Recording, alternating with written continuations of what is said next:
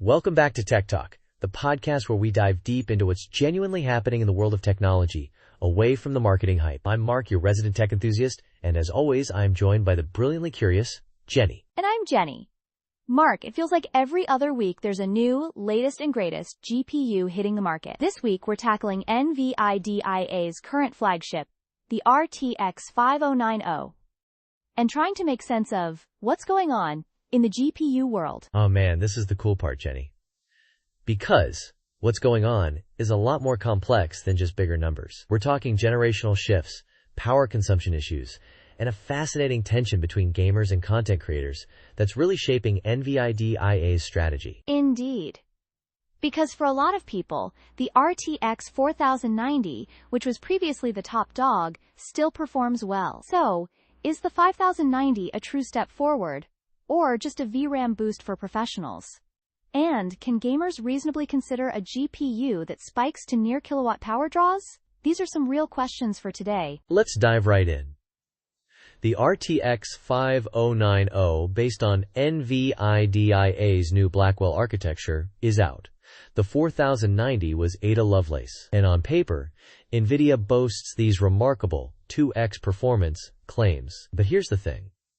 Our research shows real-world gaming gains are, on average, only about 28% in traditional titles. That's a far cry from 2x in the core gaming experience, wouldn't you say? Right? So it feels like marketing language. If you're a gamer who paid a premium for the 4090, are you really seeing a justifiable jump for the 5090's even higher price tag? Especially when we talk about power and its environmental footprint. And that's where it gets interesting.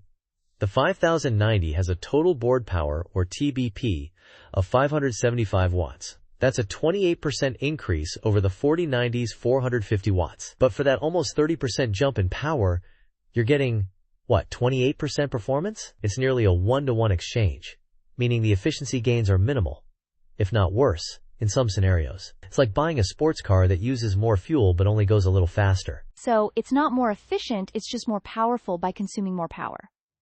It makes you wonder, who is this card for then? If not the typical gamer looking for efficiency and a substantial leap in gaming performance. Excellent question, Jenny. This is where the narrative shifts from raw gaming power to AI. The 5090's biggest, most impactful upgrade isn't its raw gaming chops, it's the VRAM. It packs 32 gigabytes of GDDR7 memory, compared to the 4090's 24 gigabytes of GDDR6X. Okay, wait. So 8 gigabytes might not sound like a huge number to some, especially if they're thinking of system RAM. But for a GPU, particularly for AI, this is significant, right? It truly is. For professional users, think 3D artists, video editors, and especially AI developers training large language models, that 24 gigabytes on the 4090 was increasingly becoming a bottleneck. Our research showed that professional workflows like fine-tuning Llama-38B models require 26 gigabytes of VRAM.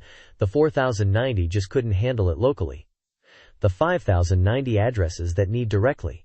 So the 5090 is truly a VRAM expansion then, as you've mentioned. It's purpose-built for those professional applications, and the gaming side almost feels like an afterthought or a positive side effect. Exactly. Najwa Isaac, a principal analyst with John Petty Research, summarized it well. She said, and I quote, "The RTX 5090 launch reveals NVIDIA's strategic pivot. Professionals now drive GPU innovation more than gamers. The 32 gigabytes VRAM isn't about higher resolutions. It's about maintaining AI model size leadership. Quote, it's a definite shift." That's an impactful statement.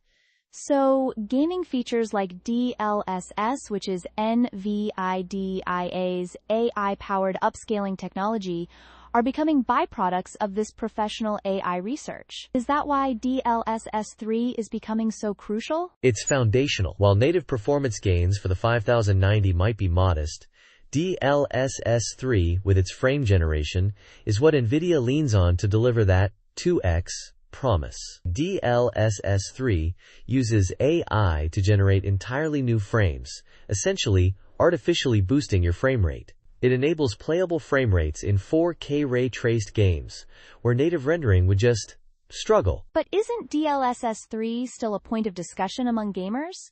I hear about input lag and visual issues. You've identified it. It introduces 1 to 2 frames of input lag, which can be critical in fast-paced competitive games. And yes, in certain scenarios, like rapid camera movement, it can introduce visual anomalies. So for some, it's a valuable tool, but for others, it's a compromise. Yet, our research suggests it's becoming a MEXA, baseline requirement, for AAA titles wanting to push max ray tracing. Which means if you don't have an NVIDIA card, you might struggle with those games, creating an ecosystem lock-in. Switching gears a bit, Mark, the power consumption. You mentioned kilowatt spikes.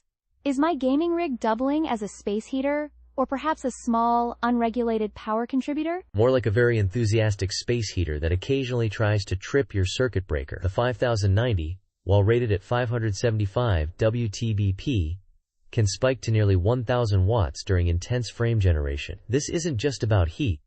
It's about what power supply you need and considerations for its environmental footprint. So what are we talking here, like a small car's worth of electricity?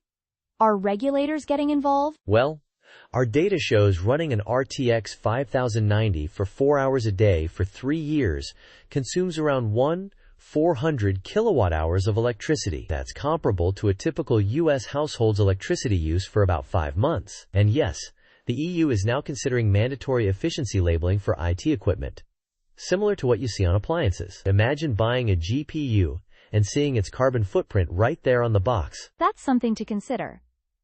It almost makes you ask, should regulators cap TDP like they do vehicle emissions, or would you sacrifice 25% performance for a 300W GPU if it halved your energy bill? That's the ethical intersection we're at, Jenny. It's driving a market tension. Linus Sebastian from Linus Tech Tips said that for most users, upgrading to the 5090 only makes sense if you're hitting VRAM walls. He notes that the 4090 delivered 95% of the 5090's real-world gaming performance at half the power cost. So he implies NVIDIA's pricing assumes professionals will subsidize gaming R&D, a concerning bet, he calls it. Makes sense. This explains why used 4090s are maintaining their value so well.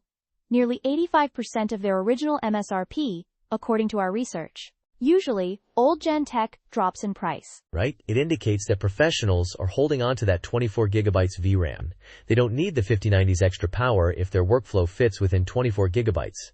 And they'd prefer to save on the upfront cost and the power bill. Meanwhile, gamers are looking at the 5090's high price tag and power draw, asking if the marginal gaming gains are worth it. So what's next for NVIDIA? Are they going to continue down this path of increasingly power-hungry, pro-focused cards? Or will the market, and potentially regulators, prompt a change? It feels like we're heading for a clash between raw power and sensible consumption. It's a significant question. Dr. David Kirk, a former NVIDIA chief scientist, put it plainly. Power laws are catching up to us. Doubling transistors doesn't double performance anymore. He suggests the next breakthrough might require something beyond traditional silicon scaling, like 3D chip stacking or optical interconnects.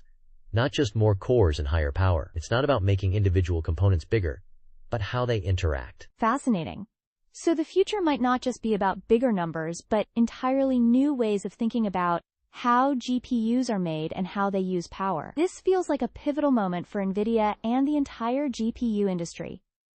Mark, this has been an insightful discussion. Thank you. My pleasure, Jenny. It's a complex landscape, but understanding these underlying forces really helps make sense of it all. The 5090 is a powerful piece of hardware, certainly, but its true legacy might be how it signaled NVIDIA's shifted priorities from just gaming to the demanding world of AI and professional content creation. That's a neat summary. And an important takeaway for our listeners. If you're considering a new GPU, think about your primary use case. Are you a dedicated gamer, or do you dabble in AI and content creation? Your wallet and your power bill will appreciate you being honest with yourself. Indeed. Thanks everyone for tuning into Tech Talk. We'll catch you next time for more insights behind the headlines. Don't forget to send us your thoughts on the power consumption debate. Should regulators get involved?